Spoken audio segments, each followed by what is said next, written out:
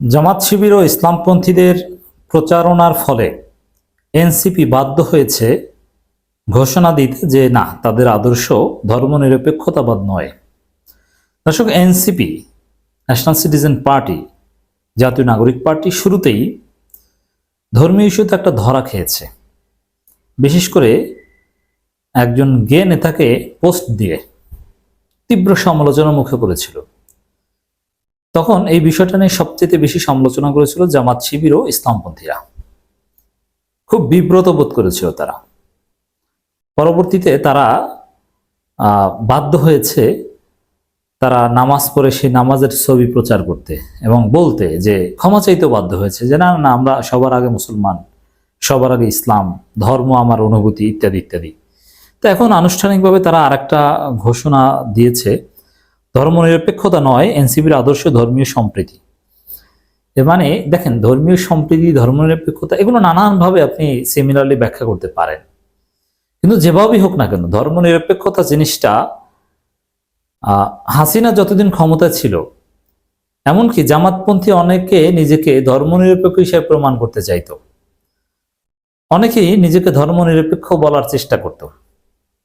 কিন্তু হাসিনা পালানোর পর ধর্মনিরপেক্ষ জিনিসটা যে ভালো না, বা ধর্মনিরপেক্ষতা জিনিসটা এটা যে নেগেটিভ কিছু, ইসলামপন্থীরা কিন্তু এই প্রচারণা জোরালোভাবে চালিয়ে আসে।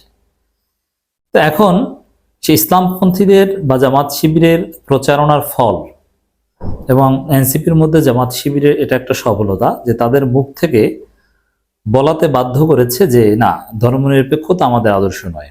একই সাথে তাদেরকে সকাল সন্ধ্যা নামাজ পড়ে সেটা ফেসবুকে পোস্ট করতে হয়, তাদের অফিসিয়াল ফেসবুক পেজেও সেটা প্রচার করতে হয়।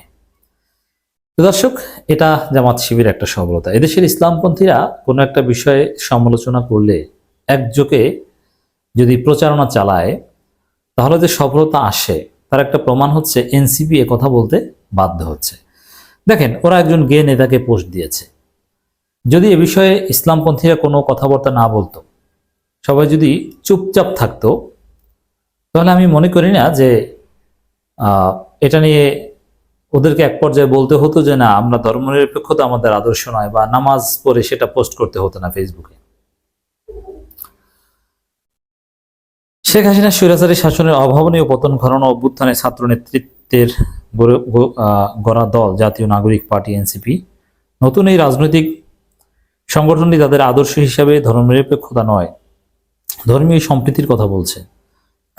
দলটির সদস্য সচিব আখতার হোসেন একান্ত সাক্ষাৎকারে একথা জানিয়েছেন। তিনি বলছেন, এনসিপি নেতাদের বিরুদ্ধে যেসব অভিযোগ আসছে, একে তারা সংশোধিত হওয়ার সুযোগ হিসাবে নিচ্ছেন। মানে এই যে এখন অভিযোগগুলো কারা করছে, আপনি যদি খোঁজ নেন, হ্যাঁ, এনসিপির বিরুদ্ধে বিএনপির শক্ত অভিযোগ আছে, কিন্তু বিএনপি কিন্তু ধর্মীয় বিষয়ে এনসিপির বিরুদ্ধে কিছু বলে না। বিএনপি এনসিপির বিরুদ্ধে কিংস পার্টির অভিযোগ তোলে, এছাড়া বিএনপির অন্য কোনো আপত্তি নেই। কিন্তু এই ধর্মীয় বিষয়ে নানান খুঁটিনাটি অভিযোগ হচ্ছে ইসলামপন্থীদের বেসিক্যালি। আর ইসলামপন্থী বললে তো লিডিং এ জামাত শিবিরই থাকে। তিনি বলেন, এনসিপি নেতাদের বিরুদ্ধে যেসব অভিযোগ আসছে, তারা সংশোধিত সুযোগ নেয়। মানে এক ধরনের আত্মসমর্পণ জামাত শিবির অ্যাক্টিভিস্টদের সমালোচনার বিপরীতে। তার দাবি, এনসিপি রাষ্ট্র ক্ষমতার অংশীদার বলে অন্য দলগুলো যে সমালোচনা করছে তা ভুল। হ্যাঁ, এটা বিএনপির অভিযোগ। জোট গঠন প্রশ্নে তিনি বলেন, অভ্যুত্থানের অংশীদার যে কোনো দলের সঙ্গে জোট হতে পারে এখানে। অথচ এই এনসিপির মাস্টার মাইন্ড বা দার্শনিক মাহফুজরা কিন্তু জামাত শিবিরের সাথে জোট সম্ভব নয় এ ধরনের ইঙ্গিত দিচ্ছে। কিন্তু যারা মাঠে রাজনীতি করছেন তারা মাঠের বাস্তবতা বোঝেন। জামাত শিবির এখন আগের মতো টাকা পয়সা দিচ্ছে না, হেল্প করছে না। ঠিক আছে, এখন আপনারা কমিটি গঠন শুরু করেন না, দেখি কতদূর রেসপন্স পান। দৌড় কতদূর, অনেক বেগ পেতে হবে। 28 ফেব্রুয়ারি এনসিপির আত্মপ্রকাশের পর ঘোষণা ছিল দেশ জুড়ে সাংগঠনিক বিস্তার ঘটানো হবে। সেদিন আহ্বায়ক নাহিদ ইসলাম বলেন, প্রাথমিক লক্ষ্য নিবন্ধনের শর্ত পূরণ। সাংগঠনিক বিস্তার এবং শর্ত পূরণের কাজটি কিভাবে করছেন আখতার হোসেন বলেন, এনসিপি আত্মপ্রকাশের মাত্র 2 সপ্তাহ হলো। উত্তরাঞ্চল ও দক্ষিণাঞ্চলের মুখ্য সংগঠক রয়েছেন, তারা গোটা দেশকে কয়েকটি জোনে ভাগ করছেন। আগে থেকেই যারা জাতীয় নাগরিক কমিটিতে ছিলেন তারা এনসিপিতে আসতে আগ্রহী, তাদের অন্তর্ভুক্ত করতে উদ্যোগ নেওয়া হয়েছে। শীঘ্রই প্রাথমিক সদস্য ফর্ম প্রকাশ করা হবে, এর মাধ্যমে নতুনরা দলে আসতে পারেন। দেখেন, এখানে নাগরিক কমিটির একটা বড় অংশ এখানে আসবে না, এটা নিশ্চিত।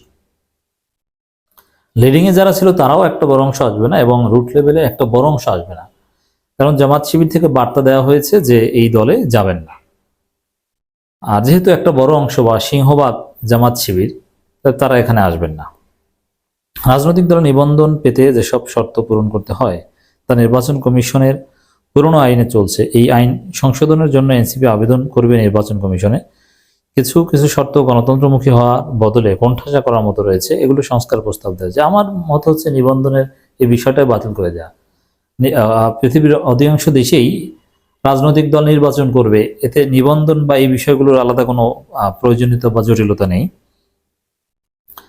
নিবন্ধনের ছোট ছোট শর্ত এনসিপি পূরণ করতে না পারলে জাতীয় নির্বাচন কিভাবে প্রতিদ্বন্দ্বিতা করবে, এই প্রশ্ন উত্তরে যেটা আক্তার বলে, নিবন্ধনের জন্য 21 জেলায় 100 উপজেলায় কমিটি কার্যালয় থাকার যেসব শর্ত রয়েছে সেগুলো খুব অল্প সময় এনসিপি পক্ষে পূরণ সম্ভব, কারণ 450 উপজেলায় থানা আগে থেকেই জানাকের কমিটি রয়েছে।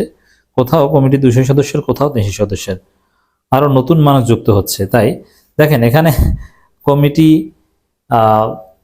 কমিটি সবাই নেতা, কোনো কর্মী নেই, 200 সদস্য বিশিষ্ট কমিটি।